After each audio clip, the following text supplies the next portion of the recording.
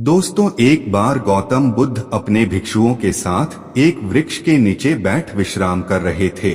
कहानी शुरू करने से पहले कमेंट बॉक्स में नमो बुद्धाय जरूर लिखें और वीडियो को लाइक करें। उस वृक्ष की छाव में बुद्ध अपने भिक्षुओं की जिज्ञासा दूर कर रहे थे।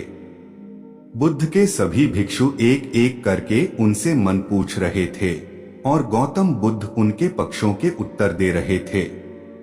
बुद्ध के तन भिक्षुओं में कुछ भिक्षु ऐसे भी थे जो कुछ समय पहले ही संघ से जुड़े हुए थे, जिसके कारण अभी उनके भीतर वह समझ पैदा नहीं हुई थी जो गौतम बुद्ध के प्रवचनों को समझ सकें। गर्मियों का समय था, सूरज अपने चरम पर था और चारों तरफ धूप ही धूप थी।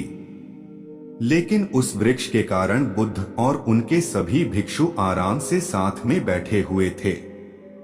इतने में ही गौतम बुद्ध के एक भिक्षु की नजर एक बूढ़े व्यक्ति पर पड़ती है जो उस वृक्ष के पास से ही गुजर रहा था। वह भिक्षु उस बूढ़े व्यक्ति को देखकर अचानक से ही हंसने लगता है। उस बूढ़े व्यक्ति की उम्र बहुत ज्यादा हो गई थी, जिसके कारण उसकी कमर मुड़ गई थी।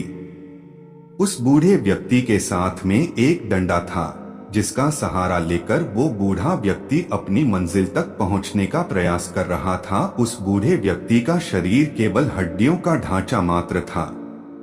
अपने भिक्षु को हंसते हुए देख सुद्ध उससे कहते हैं कि मेरे प्रिय भिक्षुओं, कृपा कर ही मत का कि जिस व्यक्ति को देखकर तुम अभी हम रहे हो वो कोई साधारण व्यक्ति नहीं है, बल्कि वह व्यक्ति इसी क्षण तुम्हारे जीवन को रूपांतरित करने की क्षमता रखता है।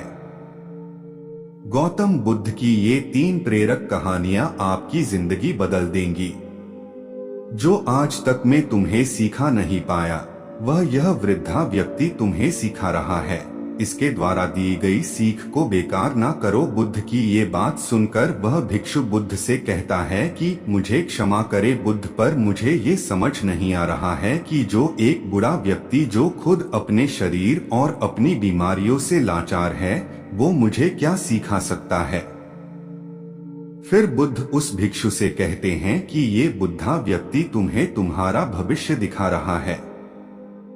जिस बुढ़ापे को और लाचारी को देखकर तुम अभी हम रहे हो, वो बुढ़ापा और लाचारी तुम्हारे जीवन में भी आने वाली है।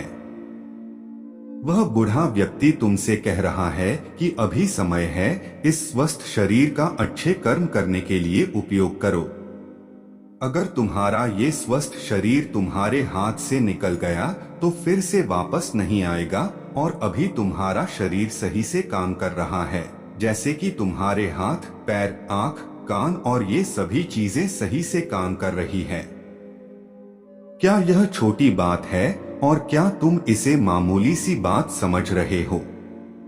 यह घटना कोई साधारण घटना नहीं थी जो अभी तुम्हारे साथ घटी, और ये घटना तुम्हारे जीवन को बदलने की क्षमता रखती है। ठीक इसी तरह की घटना में मेरा जीवन बदला था, और इस तरह की घटना के कारण ही मैं आज बुद्ध है।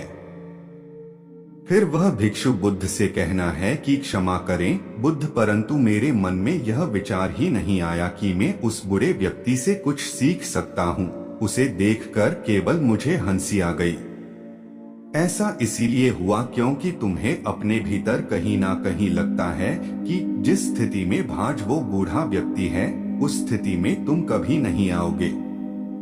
जिस बुढ़ापे का और लाचारी का सामना आज यो व्यक्ति कर रहा है, तुम्हें लगता है कि उसका सामना तुम कभी नहीं करोगे, इसीलिए तुम उस बूढ़े व्यक्ति को देखकर हंस पाए। तुमने सच्चाई को नजरअंदाज कर दिया।